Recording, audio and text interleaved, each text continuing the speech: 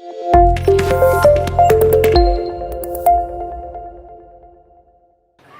మీద ఉన్న పెద్దలకు, విచ్చేసిన ఆహ్వానితులకు ప్రతి ఒక్కరికి నా హృదయపూర్వక నమస్కారాలు. ఈ సందర్భంగా ఒక 6 దశాబ్దాల క్రితం జరిగిన ఒక సంఘటన, ఒక కథ లాంటిది మీకు చెప్పి ప్రారంభిస్తాను. అదొక పల్లెటూరు. అప్పుడే కొత్తగా పెళ్ళైన జంట, కోర్స్ ఆవిడ గర్భవతి. దాదాపుగా 9 మాసాలు నిండిని. రేపో మాపో డెలివరీ అయ్యే సమయం. రేపొద్దున కనిన తర్వాత మళ్ళీ సినిమా చూసే అవకాశం ఉండదు. తన అభిమాన నటుడి సినిమా రిలీజ్ అయింది. ఆ సినిమా పక్కన ఉన్న టౌన్లో రిలీజ్ అయింది, వెళ్ళి చూడాలి అని తన కోరికని తన భర్తకు చెప్పుకుంది. నా అభిమాన నటుడి సినిమా వచ్చిందండి, వెళ్ళి చూడాలి. ఈ సమయంలో ఎలా వెళ్తావు అని అంటే, తప్పదు వెళ్ళాలి. సరే, ఆల్ రైట్. భార్య డెలివరీ అయ్యే ముందు అడిగిన కోరిక కదా, తీర్దామని ఆ యువకుడు సరే అన్నాడు. అయితే అక్కడి నుంచి ఒక 6 కిలోమీటర్లు పక్కన టౌన్కి వెళ్ళాలి. అప్పుడు రవాణా సౌకర్యం, బస్సులు గిస్సులు అలాగేమి లేవు. జట్కా బండిలో వెళ్ళాలి. గతుకుల రోడ్డు. సరే, కూర్చుని కష్టపడి ఆ గతుకుల రోడ్లో వెళుతూ ఆ సినిమాని ముందుగానే ఊహించుకుంటూ చాలా ఆనందంగా వెళుతున్నారు. ఎదురుగా అప్పుడే ఎద్దులు, ఆవులు రోడ్డు మీద మంద వస్తుంది. ఈ గుర్రబండి కొంచెం అటు ఇటు కంగారు పడి పక్కకి వెళ్ళిపోయింది, పక్క గుంట్లో పడింది. ఈ జట్కా బండి, గుర్రబండి కింద పడిపోయింది. దాంట్లో ఉన్న ఆ జంట కూడా కింద పడిపోయారు. ఆ భర్తకి చాలా కంగారు వేసింది. ఏమైందో తన భార్యకి 2 గర్భిణి అని గబగబా వెళ్ళిపోయి లేవదీసి, ఎలా ఉంది ఏంటంటే, చిన్న దెబ్బలు తగిన పర్వాలేదు అంటూ తమాయించుకుంది. సరే వద్దులే, ఇంకా వెనక్కి వెళ్ళిపోదాం, ఈ సమయంలో వెళ్ళటం ఎందుకు, రిస్క్ అని అంటే, నో, ఏమైనా సరే చూడాలి అని ఆ అమ్మాయి అంది. సరే, ఇంకా భార్య అంతగా కోరుకుంటుంది కదా, సరే అని భర్త తప్పనిసరి పరిస్థితిలో వెళ్ళారు. ఆ సినిమా చూశారు. ఆవిడ ఎంతో ఆనందించింది. ఇంటికి వచ్చారు. తన కోరిక తెచ్చిన భర్త మీద కూడా తను ఎంతో ముచ్చటపడి చాలా ప్రేమ కురిపించింది. ఈ కథలో ఆ గర్భిణీ స్త్రీ మా అమ్మ అంజనాదేవి. ఆ తండ్రి, ఆ యువకుడు మా నాన్న వెంకట్రావు గారు. ఆ పల్లెటూరు మొగల్తూరు పక్కన ఉన్న టౌన్ నర్సాపురం. సంవత్సరం 1955. ఆ సినిమా రోజులు మారాయి. ఆ కథానాయకుడు ఎవరో కాదు, ఈ మహానటుడు అక్కినేని నాగేశ్వరరావు గారు. అమ్మకి ఆయనంటే అంత పిచ్చి, అంత ఇష్టం. ఆయన సినిమాలు ఏది మానకుండా వరుసపెట్టి చూస్తుంది. ఇంతకీ ఆ కడుపులో ఉన్నది ఎవరో చెప్పాను కదా, నేనే. అది నన్ను మర్చిపోయాను. సో అమ్మ కడుపులో నుంచి ఆ సినిమా మీద అంత ప్రేమ ఉంది, ఆ నాగేశ్వరరావు గారి పట్ల అంత అభిమానం ఉంది. కాబట్టి బహుశా నాకు కూడా అమ్మ కడుపులో నుంచే సినిమా అంటే అంత ఇష్టం కాబోలు. ఆ ఏర్పడి నా చదువైన తర్వాత ఇంకేం ఆలోచించి ఆ సినిమా ఇండస్ట్రీ రావాలని కోరుకున్నాను, వచ్చాను. అండ్ ఎలాంటి సమయంలో వచ్చారంటే, ఒక గ్రేట్ లెజెండరీ పర్సనాలిటీస్, మహానటులు మన ఇండస్ట్రీలో స్టిల్ వాళ్ళు వేలుతున్న సమయంలో నేను కూడా ఇక్కడ నటుడిగా వచ్చి, వారు ఉన్నటువంటి నాగేశ్వరరావు గారు, రామారావు గారు ఇలాంటి వాళ్ళు ఉన్నటువంటి సమయంలో నేను కూడా ఇండస్ట్రీలో నటుడిగా నిలదొక్కుకోవడం చేసే ప్రయత్నం నేను ఉండటం అనేది నా అదృష్టంగా భావిస్తున్నాను. ఆ తర్వాత వారితో అక్కినేని నాగేశ్వరరావు గారితో మెకానిక్ అల్లుడులో ఆయనతో పాటు నేను నటించడం మామ అల్లుడుగా, అది నాకు అద్భుతమైనటువంటి జ్ఞాపకం. నాగేశ్వరరావు గారితో అక్కడ ఏర్పడినటువంటి మా పరిచయం నెమ్మదిగా వ్యక్తిగతంగా ఆయన నన్ను ఇష్టపడటం, ఆయన మీద నాకున్న అభిమానాన్ని నేను చెప్పుకోవటం, ఇవన్నీ చెప్తుంటే ఆయన ఇంటికి రా అని పిలిచేవాళ్ళు. వాడి ఇంట్లో ఎన్నోసార్లు మేము కూర్చున్నాము హైదరాబాద్లో కూడా. అండ్ ఆయనకి ఇష్టమైనటువంటి ఇప్పుడు ఒక కోన్యాక్ లాంటిది నేను ఫారిన్ కంట్రీకి వెళ్ళినప్పుడు తీసుకొచ్చి ఆయనకి ఇస్తారు, ఎంతో చాలా సరదాపడి ఎందుకు అంటే నేను లేదని మీకు ఇష్టం ప్లీజ్ అంటే చాలా ఆనందంగా తీసుకునేవాడు. ఆయనతోటి సంభాషిస్తున్నప్పుడు ఎన్నో విషయాలు చెప్తుండేవారు. ఆయన ఈ సినిమా ఇండస్ట్రీలో మంచి చెడు ఎవరి పట్ల ఎలా ఉండాలి అండ్ ఈ ప్రొడ్యూసర్స్ పట్ల మన ధర్మం ఏంటి, మన బాధ్యత ఏంటి అంటూ ఆయన చెప్పిన విషయాలు ఈ రోజున నేను ఈ రకంగా క్రమశిక్షణతో ఉండటానికి నాకు దోహదపడింది. ఆ రకంగా ఆయన నాకు గురుతుల్యులు అని చెప్పగలను. ఆయన మాట్లాడుతుంటే నేను శ్రోతని తప్ప నేను నోరు తెచ్చి మాట్లాడే అవకాశం ఉండదు నాకు. ఆయన నడిచే నిఘంటువు, ఒక ఎన్సైక్లోపీడియా నటనలో. అలాంటి మహానుభావుడితోటి నాకు సాంగత్యం ఉండటం అన్నది నేను చూసుకున్న పూర్వజన్మ సుకృతంగా నేను భావిస్తున్నాను.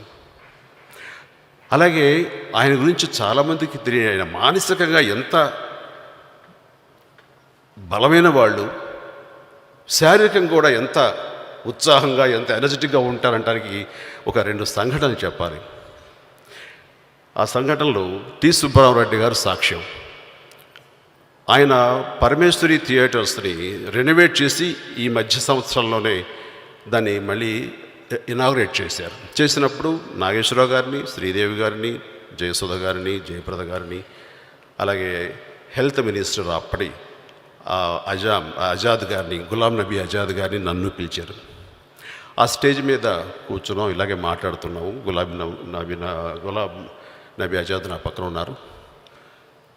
నాగేశ్వరరావు గారు రాగానే అక్కడ ఒక ఎనర్జీ, ప్రతి ఒక్కరూ ఆయన లేచి నిలబడి ఇచ్చిన మర్యాదకు కానీ ఆ స్టాండింగ్ ఓవేషన్ కానీ అవన్నీ నేను చూసినప్పుడు ఆయన ఎవరైనా అని అడిగాడు. ఇదేంటి ఇది నాగేశ్వరరావు ఇలా అడుగుతాడని. ఆయన ఒక లెజెండరీ పర్సనాలిటీ అండి, మాకు నటనకి ఒక దేవుళ్ళు లాంటి ఆయన అక్కడే నాగేశ్వరరావు గారు అనగానే తల కొట్టుకున్నాడు. Oh I know NT Rama Rao, ANR, అయ్యో నాకు తెలుసు అది, కానీ నువ్వు బయట ఎప్పుడు ఇలా చూడలేదు, అందుకని గబుకుని గుర్తుపట్టలేకపోయినా ఐఎమ్ వెరీ వెరీ సారీ అంటూ ఆయన రెగ్యులర్స్ ఫీల్ అవుతూ ఆయన ఏజ్ ఎంత ఉంటుందని అడిగారు. ఆయనకి 90 years ఆ టైం, 89-90 years, సుమారుగా 90 years ఉంటాయని అన్నాను. ఓ మై గాడ్, 90 yearsలో అంత ఎనర్జెటిక్గా ఉన్నారు, ఎక్కడ అసలు మనిషి బెసగలేదు, ఎంత ఇదిగా ఉన్నారు. నేను హెల్త్ మినిస్టర్గా అడుగుతున్నాను, ఆయన్ని అడుగుతాను, ఆయన ఈ ఎనర్జీకి ఇంత హుషారుకి ఏంటి రీజన్, ఆ సీక్రెట్ ఏదో చెప్తే కనుక మా మినిస్ట్రీలో అది ఇంప్లిమెంట్ చేసి ప్రతి ఒక్కరికి ఇది చెప్పి ఇలా ఉండాలి ఆయనలాగానే చెప్తాను చెప్పేసి ఆయన అనటం. నిజంగానే నాగేశ్వర గారు రాగానే లేచి దండం పెట్టి ఆయన సీక్రెట్ని చెప్పండి సార్ అంటూ అడిగారు. ఆయన ఆ రకంగా ఆయన అంత ఎనర్జెటిక్గా, మానసికంగా అంత ధైర్యంగా, అంత ఇదిగా ఉంటారు, బాలోపేతంగా. ఇంకొకసారి సందర్భంలో ఇదే టి సుబ్బారావు రెడ్డి గారు వాళ్ళ మనవడి పెళ్లి చేస్తూ పెద్ద స్టేజ్ కట్టారు, ఒక 15 అడుగులు ఎత్తు. అక్కడ హేమమాలిని గారి డ్యాన్స్ అయిపోయిన తర్వాత హేమమాలిని గారికి, నన్ను అక్కినేని నాగేశ్వరరావు గారికి రమ్మని చెప్పేసి ఆవిడ సన్మానం చేయాలన్నారు. సరే మెట్లు ఎక్కుతున్నారు, ఆయన కొంచెం ఏజ్డ్ కదా అని చెప్పి నేను చెయ్యి అందివ్వబోతుంటే అలా నా ఇంకా చూశారు. అందులో నేను ఒకసారి అయిపోయి వేస్తాను, ఏమనుకుంటున్నావు, నడవలేను అనుకుంటున్నావా, కాదని కొంచెం చేయి అందిద్దామని. నో, నేను నడవగలను, ఆ స్ట్రెంగ్త్ నాకుంది, నన్ను అండర్ ఎస్టిమేట్ చేయగలరు. అప్పుడు కూడా ఆయన వయసు 88-89 సంవత్సరాలు, 90 రాబోతుంది. అంటే ఆయన మానసికంగా ఎంతో బలోపేతమైన మనిషి. అది ఈరోజు మనందరం తెలుసుకోవాల్సింది. చాలామంది 60 ఏళ్ళు అయిపోయి రిటైర్ అయిపోగానే ఏదో పెద్దవాళ్ళు అయిపోయి వయసు అయిపోయింది అని జవసత్వాలు నీరసించిపోతాయి. అలా కాదు. నాగేశ్వరరావు గారు చనిపోయే ముందు వరకు కూడాను ఆయన ఎప్పుడు చాలా ధైర్యంగా ఉంటుండేవారు, మానసికంగా ఎంతో బలంగా ఆయన ఫీల్ అవుతుండేవారు, అట్లాగే ఎగ్జిబిట్ చేస్తుండేవారు. అంత పవర్ఫుల్గా ఉండేది ఆయన వ్యక్తిత్వం కానీ మనస్తత్వం కానీ. అది నాకు ఎంతో ఇన్స్పిరేషన్. అలాంటి మహానుభావుడితోటి ఆఖరి రోజుల్లో ఆయన డెత్ బెడ్ మీద ఉన్నప్పుడు ఆయనతోటి వెళ్ళి ఆ గదుల్లో కూర్చుని ఆయనతోటి సంభాషించేంత చనువు తీసుకుని నాతో ఆయన మాట్లాడుతుంటే ఎంతో రిలీఫ్ ఫీల్ అయ్యేవాళ్ళు. అక్కడే ఉన్న సుశీల గారు చెప్తుండేవారు, మీరు వచ్చి కూర్చొని ఆయనతో మాట్లాడుతుంటే కనుక నాన్న ఎంతో కొంత రిలీఫ్ ఫీల్ అవుతున్నారండి, బాగుంది, అప్పుడు వచ్చి కనపడుతుండండి. అలాగా ఆయనతోటి నా ప్రయాణం, నా అనుభవం ఉంది. అలాంటి నాగేశ్వరరావు గారు ఎప్పుడు అంటుండేవారు, ఒక దాదాసాహెబ్ పాల్కే అవార్డ్, అత్యున్నత పురస్కారాలు ఈ సినిమా ఇండస్ట్రీలో, భారతదేశ సినీ చరిత్రలో. అలాగా మనం ఉన్నా లేకపోయినా మన పేరు చిరస్థాయిగా ఉండిపోవాలి అంటూ ఆయన ఈ అవార్డు పెట్టాలని ఆలోచన వచ్చినప్పుడు సుబ్బారామరెడ్డి గారితో షేర్ చేసుకున్నప్పుడు వేరే సమయంలో ఆయన నాతో చెప్పడం జరిగింది. చాలా అద్భుతమైంది. ఈ రోజుకి ఈ అవార్డు అక్కినేని నేషనల్ అవార్డ్ నెమ్మదిగా మహామహులకి ఈ రోజున అవార్డు ఇస్తూ ఇది ఏదో ఒక రోజుకి దాదాసాహెబ్ పాల్కే అంత గొప్ప అవార్డుగా తీర్చిదిద్దుతుంది అంటలో ఎలాంటి సందేహం లేదు. దాన్ని ఆ రకంగా నాన్న నట వారసత్వమే కాదు, నాన్న ఆశయాలను కూడా తన ఆశయాలుగా చేసుకుని నాగార్జున గారు దీన్ని ముందుకు తీసుకువెళ్తారు. ఆ రకంగా నాన్నగారి జ్ఞాపకాలు, నాన్నగారి ఆశయాల్ని సజీవంగా ఉంచుతారు. ఆ విధంగా మనకి భౌతికంగా దూరమైన అక్కినేని నాగేశ్వరరావు గారు ఇలాగా ఇంతమంది మనసుల్లో ఇంతమంది కళాకారుల్ని మనం సన్మానించుకుంటూ వాళ్ళకి అవార్డులు ఇస్తూ ఆ రకంగా ఆయన ఎప్పుడు చిరస్థాయిగా ఉంటారు, మన అందరి మధ్య ఉంటారు, మన మనసులో ఉంటారు. ఇప్పుడు కూడా పయనించి ఆయన అన్నీ వీక్షిస్తూ ఉంటారు. వారి ఆశీస్సులు మనందరికీ ఉంటాయి. అలాంటి నాగేశ్వర గారి అవార్డు నేను ఈరోజు నా చేతుల మీదుగా బహుముఖ ప్రజ్ఞాశాలి అద్భుతమైనటువంటి కళాకారులు ఇద్దరు, అటు టాలెంటెడ్కి కానీ బ్యూటీకి కానీ అసలు ఒక సూపర్ స్టార్స్ అయినటువంటి మన దక్షిణాది నటీమణులకు ఈరోజు లెజెండరీ పర్సనాలిటీస్కి నేను ఆ అవార్డు వారికి ఇవ్వటం అన్నది నాకు దక్కినటువంటి గొప్ప అదృష్టంగా ఫీల్ అవుతున్నాను. నాగార్జున, మీకు మీ కుటుంబానికి నాకు ఈ అవకాశం ఇచ్చినందుకు మీకు ఎంత సంతోషాన్ని ఇచ్చారో తెలియదు, కానీ నాకు మాత్రం అపారమైన సంతోషాన్ని, గౌరవాన్ని ఇచ్చారు. దానికి మీకు అందరికీ నా హృదయపూర్వక కృతజ్ఞతలు తెలియజేస్తున్నాను.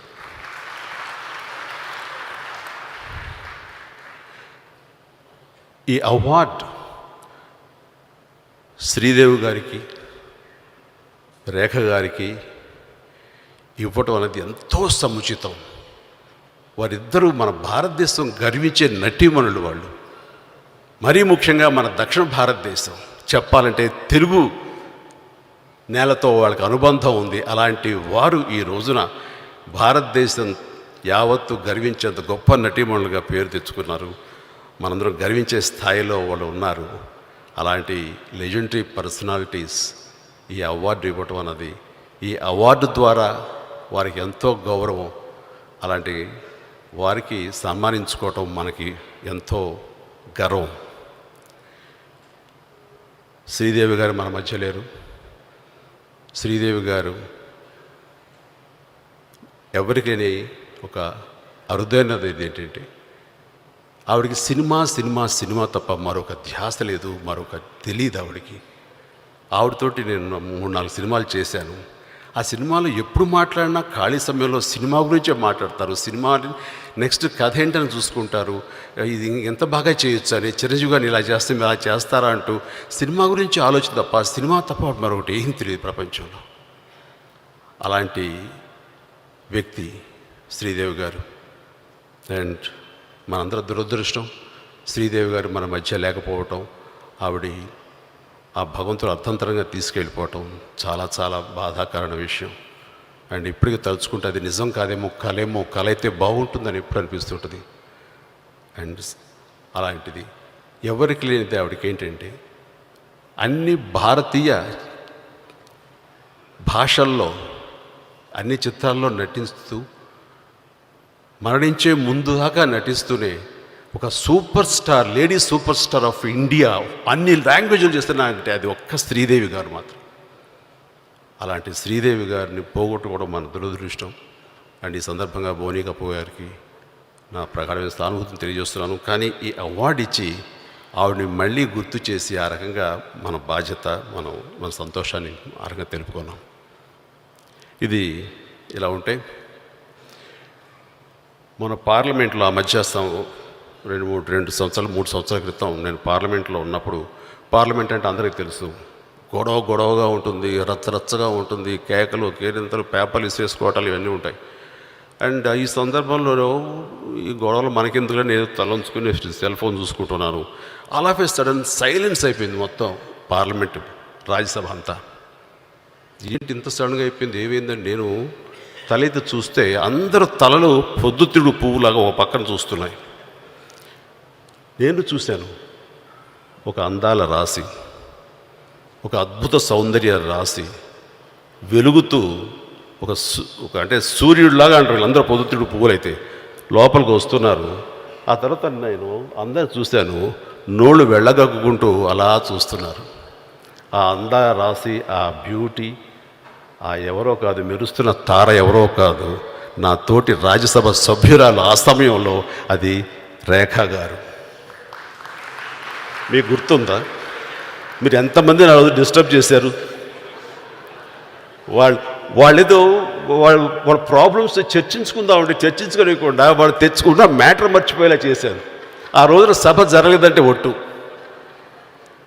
ఆ తర్వాత నాకు తెలుసుకున్నారు ఆవిడ, ఓహో నేను రావడం అనేది రాజ్యసభ కొంచెం డిస్టర్బెన్సు, కొంచెం తగ్గిస్తే బెటర్ ఎవరని ఆవిడ అప్పుడప్పుడు గెస్ట్గా వస్తూ ఉండేవారు. తెలుసు ఆవిడకి ప్రాబ్లం. నేను వస్తే కనుక వీళ్ళందరూ దేశ సమస్యలు మాట్లాడరు, అటు ఇటు చేసి ఇటు పక్క చూస్తూనే ఉంటారని చెప్పేసి. ఇది అతిశక్తి కదా, నిజంగా జరిగింది ఇది. అండ్ అలాంటి స్టాండింగ్ బ్యూటీ అండ్ ఆవిడ టైమ్లెస్ గ్లామర్, ఏజ్లెస్ బ్యూటీ ఎవరు అంటే ఒక్క రేఖ గారు తప్ప ఇంకెవరి గురించి చెప్పుకోగలం మనం. అలాంటి రేఖ గారి చేతుల మీదుగా నేను ఒక లెజెండరీ అవార్డ్, ఆ లెజెండరీ పర్సనాలిటీ చేతుల మీదుగా ఫిలింఫేర్ అవార్డ్ నేను తీసుకోవటం, లెజెండరీ అవార్డ్ ఫిలింఫేర్ అవార్డ్ ఇచ్చింది. అది నేను జీవితంలో మర్చిపోయినట్టు అద్భుతమైన సంఘటన. అండ్ అలాగే ఈ మధ్యనే 15-20 రోజుల క్రితం నేను వారితో ఫోన్లో మాట్లాడాను వేరే విషయం మీద. అంటే నా ఇంట్లో ఒక ఫంక్షన్ జరుగుతుంది, 80s క్లబ్ అని సౌత్ ఇండియన్ స్టార్స్ అందరూ కలిసి సెలబ్రేట్ చేసేది. ఈసారి స్పెషల్ గెస్ట్గా మీరు రావాలి, మీరు ఉంటే కనుక సెంటర్ ఆఫ్ అట్రాక్షన్ ఉంటుంది, బాగుంటుందంటే రావడానికి ప్రయత్నం చేస్తా అన్నారు. చూడాలి వస్తారు రారు అది వారికి. అండ్ శ్రీదేవి అట్లా రేఖ గారు, వారిని మేము కాలేజీలో ఆల్మోస్ట్ నా కాలేజ్ ఫినిష్ అయ్యే రోజుల నుంచి చూస్తున్నాను. అండ్ ఉత్సవ్ చూశాను, సిల్సిల, బీవీఐతో ఐసి, ఇంకా అన్ని రకాల సినిమాలు చూస్తూ ఉండేవాళ్ళం. అలా చూస్తూ పెరిగాం మేము. అండ్ ఫిల్మ్ ఇండస్ట్రీకి వచ్చిన తర్వాత కూడా వరుసగా సినిమాలు చూస్తూనే ఉన్నాను నేను ఆవిడ. అండ్ ఆవిడని నిజంగా ఆరాధించే నటీమణిలో ఆవిడ ప్రధానంగా ఉంటారు. ఆవిడంటే అంత ప్యాషనేట్, ఆ విషయం ఆవిడకి తెలుసు కూడా, ఎన్నోసార్లు చెప్పాను కూడా నేను. అండ్ ఈ రోజున వారికి నా చేతుల మీదుగా అవార్డు ఇవ్వటం అన్నది అది ఆవిడకి ఎంత సంతోషం తెలియదు, కానీ నాకు మాత్రం అపరిమితమైన సంతోషం. I'm so happy, I'm so fortunate Rekha గారు. అండ్ ఈ రోజున ఆ నక్కిన నాగేశ్వర అవార్డు రావటం ఆవిడికి గౌరవం, వారికి ఆ అవార్డు ఇవ్వటం నాకు గౌరవం. అండ్ రేఖ గారి మీద నాకు అంత అభిమానం ఉంది. అంటే ఎంతగా ఆవిడ ఇష్టపడతారంటే అంతగా ఇష్టపడతాం. ఆ ఇష్టానికి నేచర్ స్పందించిందో తెలీదు. నా భార్య నాకు రేఖ గారు సురేఖ అని దొరికింది. సురేఖని అందరూ సురేఖ అని పిలుస్తారు, నేను మాత్రమే రేఖ అని పిలుస్తాను. ఎందుకంటే రేఖ అనుకుంటుంది నా పేరు సురేఖ కదా, అందుకు రేఖ అని పిలుస్తాడేమో అనుకుంటుంది. కానీ తెలియదు ఆవిడ నా అభిమాన నటీమణ్ణి, నా ఆరాధ్యంగా నటీమణ్ణి దృష్టిలో పెట్టుకుని తను రేఖ అని పిలుస్తుంటాను. ఇంతవరకు ఆ విషయం తెలియదు. హో నాగార్జున, ఇది నా వైఫ్ చూడపోతే బెటర్, ఎడిట్ చేసి పక్కన పెట్టండి. సో చాలా సంతోషంగా ఉంది. అండ్ నాకు ఈ అవకాశం ఇచ్చినందుకు ప్రతి ఒక్కరికి, ముఖ్యంగా మా మిత్రుడు, నా సోదరుడు నాగార్జున గారికి, వారి కుటుంబ సభ్యులు 50 మందికి నా హృదయపూర్వక ధన్యవాదాలు తెలియజేస్తూ, అండ్ మరొకసారి అవార్డు విన్నర్స్కి, అటు శ్రీదేవి తరపున బోని కపూర్ గారికి, మా ఆరాధ్య నటీమణి రేఖ గారికి నా ప్రత్యేక ధన్యవాదాలు, అభినందనలు తెలుపుతున్నాను. అండ్ ఇక్కడ కంక్లూడ్ చేసే ముందు నేను సుబ్బరామరెడ్డి గారి గురించి చెప్పాలి. ఆయన కళల పట్ల, కళాకారుల పట్ల ఆయనకున్న అభిమానం అంతా ఇంత కాదు. ఒక రకంగా చెప్పాలంటే ఇక్కడ ప్రతిదీ ఇంత బాగా ఒక ఈవెంట్స్ జరుగుతున్నాయి, కళాకారులకు ఇంత గౌరవం లభిస్తుంది, కళాకారులకు ఎంత ఉత్సాహంగా ఉన్నారు అంటే వాటికి ప్రధానమైన కారణం టి సుబ్బరామరెడ్డి గారు. ఒక అవార్డు ఫంక్షన్ చేసినా, ఎవరికైనా ఏదైనా ఒక సక్సెస్ జరిగితే వాళ్ళకి సన్మానాలు చేస్తూ, ఉత్సాహపరుస్తూ, వారికి మరింత ప్రోత్సాహం అందివ్వాలన్న సుబ్బరామరెడ్డి గారు. నాలాంటివాడికి మీకు కొత్తగా ప్రోత్సాహం ఎందుకంటే అంటుంటే, కాదు సైరా పెద్ద హిట్ అయింది, నీకు నేను సన్మానించుకోవాలంటూ ఎంతో ఉత్సాహపడిపోతారు, ఎంతో తపన పడతారు. ఈ ఏజ్లో కూడా ఆయన వయసును కూడా మీరి ఉత్సాహంతో, ప్రోత్సాహంతో, ఎంతో ఎనర్జెటిక్గా ఆయన మమ్మల్ని అందరినీ ఆయన గౌరవించి తీరు చూస్తుంటే కనుక భగవంతుడు ఆయనకి మరింత ఆయురారోగ్యాలు ఇవ్వాలి, మరింత శక్తి సామర్థ్యాలు ఇవ్వాలి. ఆయన ఆయుష్ నిండు నూరేళ్ళు బతకాలి. తద్వారా కళాకారులకి, కళావంతులకి ఆయన తరపున సముచితంగా ఆయన బాధ్యత ధర్మం నెరవేరాలని కోరుకుంటూ అందరికీ నా ధన్యవాదాలు తెలియజేస్తూ ముగిస్తాను. Thank you so much.